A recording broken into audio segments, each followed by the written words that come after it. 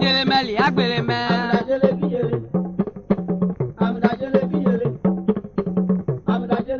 gbogbo ma mi joye pa jele meli agbele me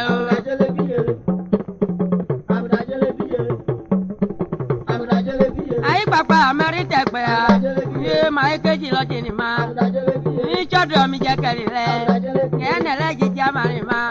ijo lura keke ma jibi le te amana na ojojojoji omole ma te dana na ngami jele meli agbele me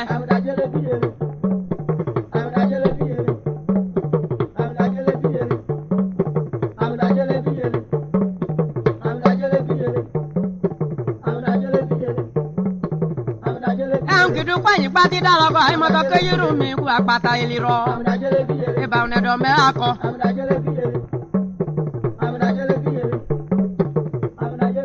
ai moto ma ja mi bonu ibogi yo ma ja mi bonu e akanta te ku mi ola mu jele meli agbele me kodo bele kodo pa imoto ma gbadule ni igbonu jenu apanu lo ma wa janu ya ma ko yo nla do ma wa ya o mi ki agbo ka je ti ma gbọrun ama je ki je na lo gbagada agbale ma ne ju ma go mo pe o ma no mo koko no ma dugbo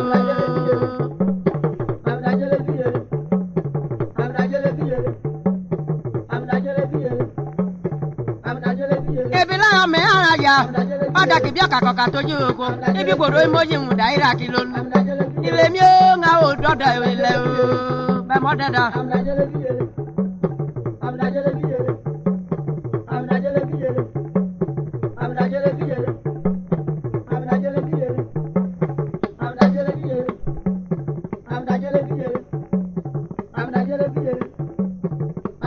meja ko mi kete meteli opo ure ura ko to ododa ma ya lonu opa ta gbejo mo ti yan maguta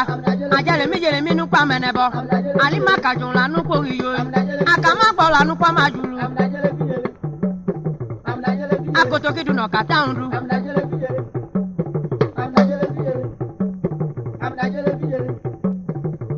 ya igbele ko ma bi mi o ma egbare ugboro jododo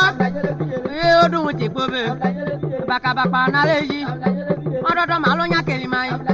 apana ti gọọmenti tito dem ki fara gọọmenti gwanyu paka state gọọmenti agwanya lo local gọọmenti ala ne alu ki mo jo ka vi bokenu alu ki mo jo ka vi bokenu ibe lu lo ko ya pidi nya ama ana ku oje ki ma ku oko alu ki mo jo ka ke vi bokenu agoje eju ki ma ji lele o ma che mere aji alu ki mo jo ka ke vi bokenu alo ma di tiri igi alo ma di tiri igi le alu ki mo jo ka ke vi bokenu e to be di tiri igi me le ma che mo nu mama ne ama iti fo me oyibo agba mana na ije alu ki mo jo ka ke vi bokenu ngonu akane ai mo to ngonu akane ijai bo me omaga o mata bojo mi ajo makogo ajo me keraga ijai bo me omaga ane omago mata bojo mi ijai bo me omaga ane omaga mata bojo mi ngonu apapa kane ijai bo me omaga ane omaga mata bojo mi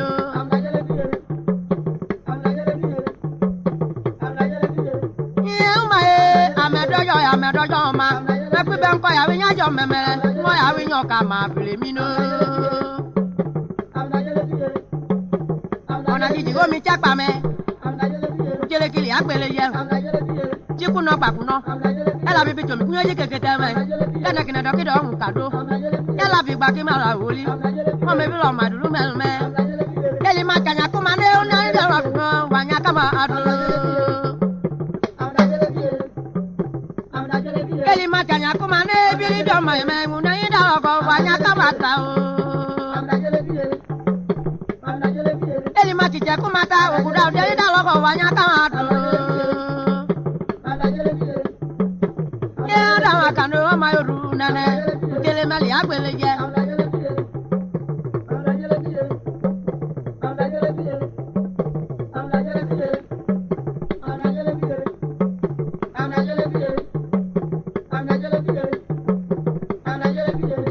gbele ye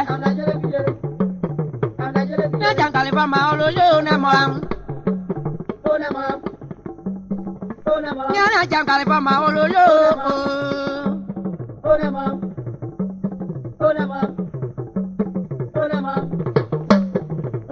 ne jangale ba ma olo yo kuja mama adoka kude na kuja mama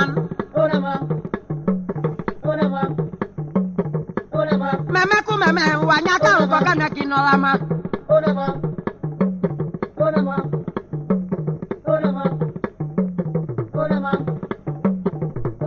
meme ku meme wanyaka uko kana kinolama bakumanoko makeju majo majaku manokon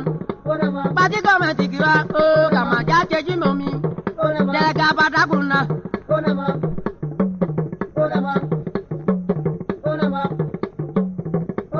mekola kakonyu mekola kakonyu ajo konyu lojo mekuja kakade mekola kana ajo konyu lojo mekola kana ajo kota darugba mekuja kakade amabia matunde mekola kakonyu emu dojo gijo malula lewu me emu dojo gijo malula lewu me baki emu dojo gijo malula lewu me yada wakolawa yagbaki bia munde enane yada wakolawa yagbaki bia munde enane itakola pamoduwa yagbaki bia munde enane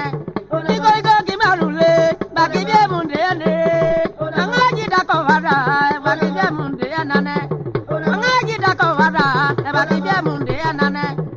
yaji jamanu dao yagbaki bia munde enane jaja lojo gbando yagbaki bia munde enane yaji jaja na mome yagbaki bia munde enane yakubo me ole ma lojina loku loje gboleli yakubo me ole ma lojina loku loje gboleli yakubo me ole ma lojina loku loje gboleli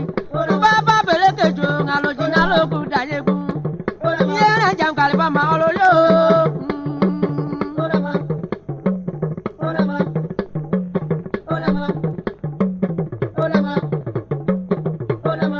jagbaja ki majaka aja tukutuka abala kokumu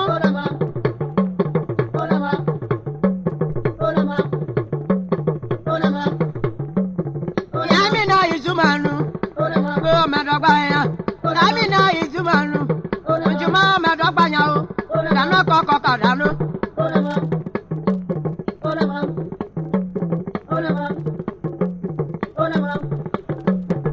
idamajo memu mi gba o alulu abikwa ma idamajo me oloyo amenu mi alulu abikwa ma yo bunoko ma ko ta koko ma amanola ma ya ko ta koko yo alulu ku pa mi gbo apojo nwu ti yan kon ye made o mi gaga te dogajo mi bu pe mi ye itamoji atuluku danara abia mi de loju o me pa ma mi gbo na ya li o ya ona lo menu mi awa gbogbo láti yan dama me gbado ma mi gbo en ki jo na yan la tojo duwa o ku bola ku ki ma gbaduwa ye jo mi mama ma jari go mi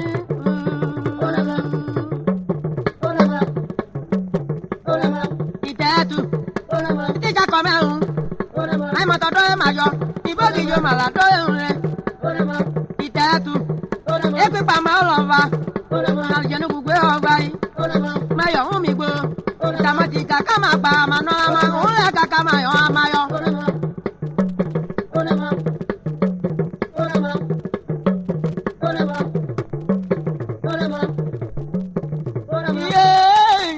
amame nko mi na te me je ku me mu ko mi gba to de okoro bi akajo ko bobodo alikeju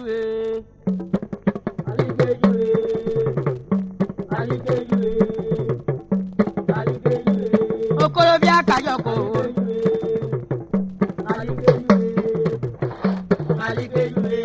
okoro bi akajo ko ngata ki ko mata ata ki ko mi jabo lori akoto ki dun no kata ndu o mi matero jire na nawa atu ya gbogbo li o abu na gbedele mi ka ọjà ti je baba ule taru ra nubolo mo me wa ki ma me bo ofe adabe jake ama paroko ya ma ja ni agu ya janu apata gada ti ma to ma le ijeluku ne jelu be ama ingalo apade ma ke yo me yo te tabu no ka elo oko bi akajo ko wo akoto kidu no kata unu njeva ma ke java ala kidana unu jokina luja ni polu jo mi da jaba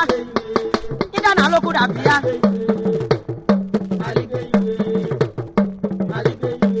aja ka mo me jojo pa ye pa me wa nyaga aja ka ti yan wa nje ida yi ni yo ni pe kunu ojo ji dede ojo mi de ja dana jali jali da bu oka yo mo ne ju yo mo ne bedo ona ti yan ki bali pe kunu ojo ji de mi ojo mi de ja dana ira ajo da ra mo na le ajo da le pa mo na o pe nbu je ijibili ojo ji de ya ojo de me mo nu na mi amanga ajo jani polo ji yan da ide papa un to kamera u oro mi ka ju abuko amuda ka do ri tebe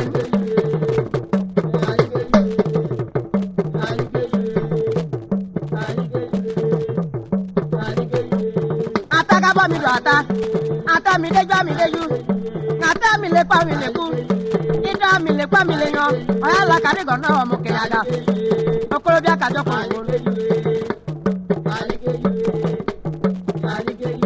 amakumaji bokala yijo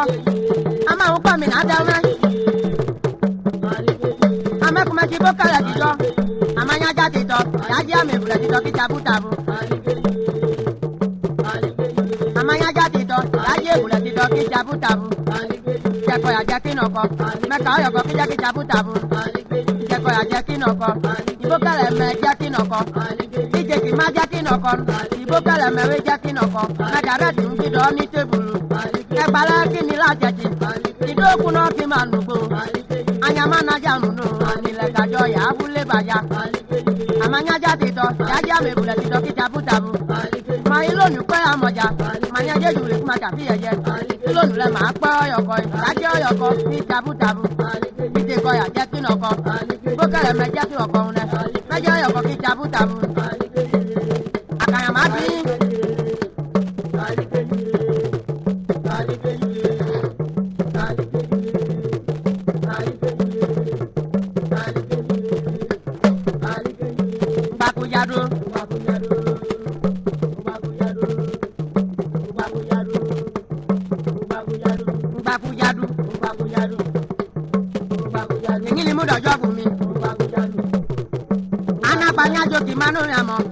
mami ngini tojo gumi o amo mami ngini tojo gumi amo mami ngini tojo gumi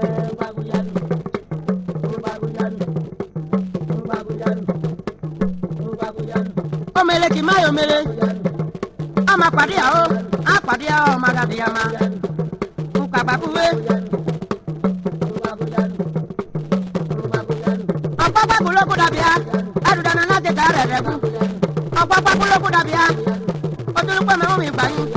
otulupa ma ti rugule ijeyan to yi gbo ki aro mego otulupa mi ati rugu opapa buloku dabia ama wa mi jojo pa ijo mi ogadu ogajogun mabu majo mama buloku dabi o baba ọmọ mi baba ọmọ mi baba bá ìkàrà ọgọ yìí.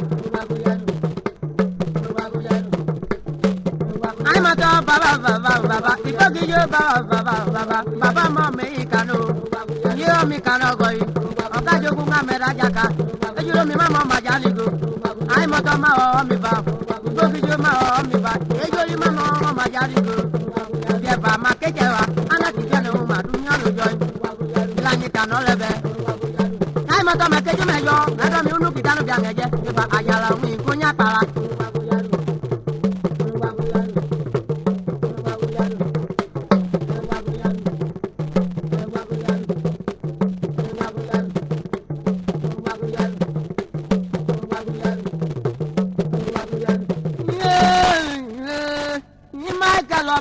yen me amalia kado ya konu ke ubi mago ubi mago ubi mago ubi mago ubi mago ubi mago amalia kado ya konu ke ubi mago me bake ande to yo e ado ya konu ke ubi mago ubi mago ubi mago le na ko yo ye konu ja o bebe mi ni jojo jo me ama ya konu ja o jojo me je ni aji ma ya pe ki ma ko ata mi ja tele jana na ana kala no ya mela ono bula mu da no ko mela gberu iyo ko mela no mi da tura ti yan konu ana ki dewi nya pe tejo bo ya leje wu do da dewi pe nka imu yo atemi tata le janana yeku pa me o me ko me le gbe ki mola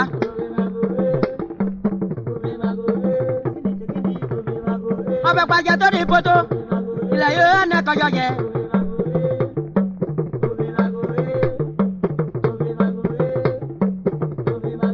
ai ma to me ke yurumi ije wa me bi lo ma e bia na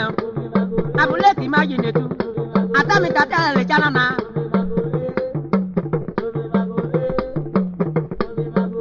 jalo kaki mala konen okukulo mumlu amano kitano biangeje ajala ki konya pala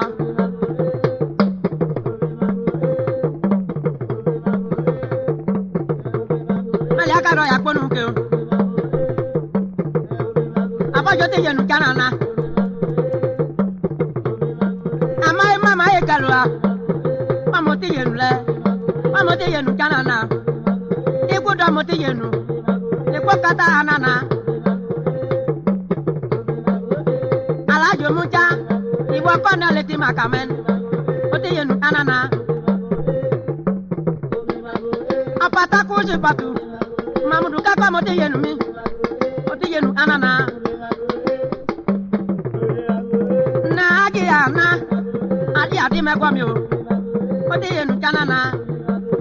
irere ke etua mama kote yenu anana ajati amo jame bejon ade gudu ate banyin ayale mama uene eli le mama meko obule mama meyo mali akado ya konu ke ya ijo madaji igalo gba ma bojo ai jo madaji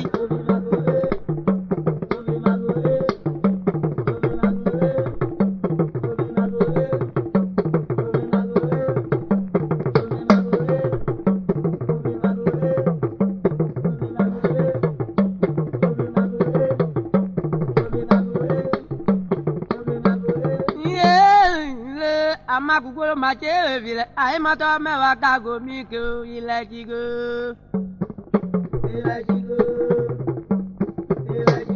me o nana ke o daga dida me o nana ke o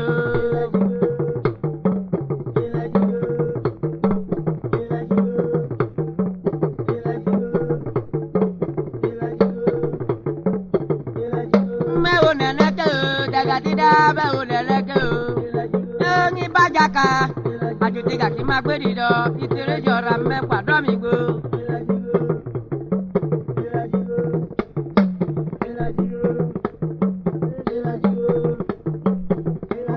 ye kure okado okajogu amera jaka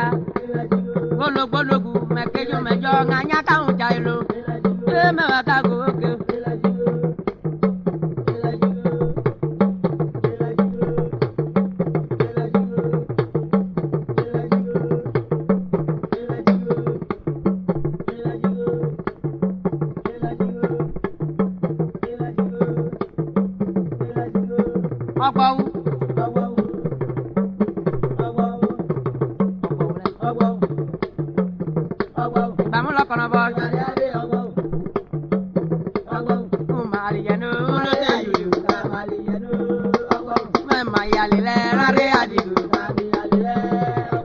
mayale ene ore adigu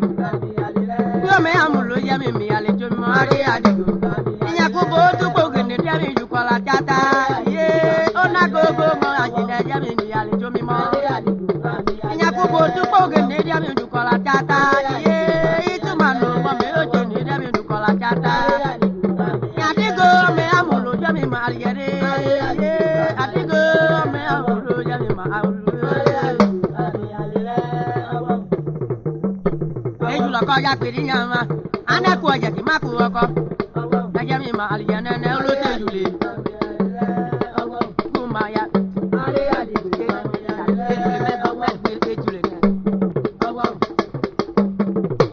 Kuma aliana na lo te jule.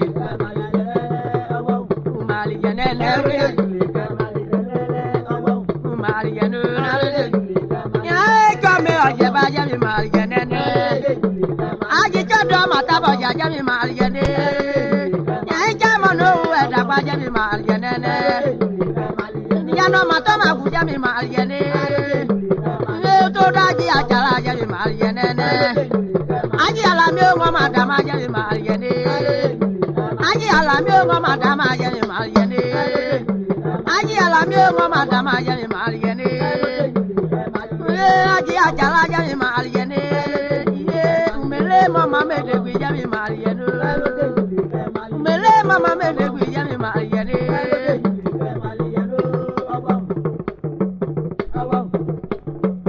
Ejule do mare ame. Engini mu do jagada, kuda kotata, kuli yala yalu.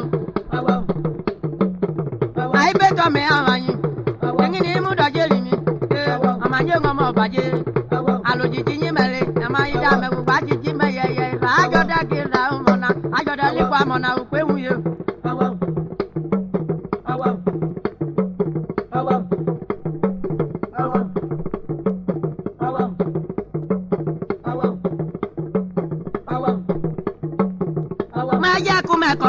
Turatolo na kakanalo. Meje kume komi o, turatolo na ka umegbo. Jekola pamoduwa, turatolo na ka kumegbo. Gorigo ki manule o, turatolo na ka umegbo.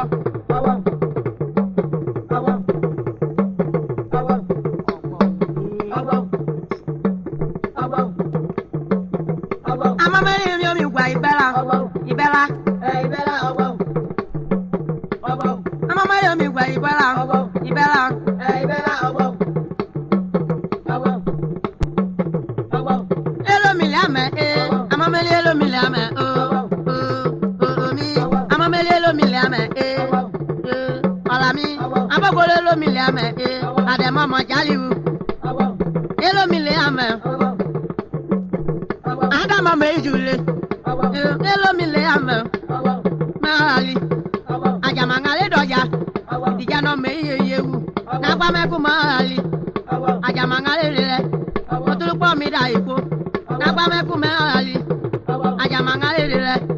ali ngo me yokolo omo nu ja yogi ma jada yi na gba me ku mahali ya ike bo me bi lo ma adolo ki ma bi do ma jede uba de nge ola kanya o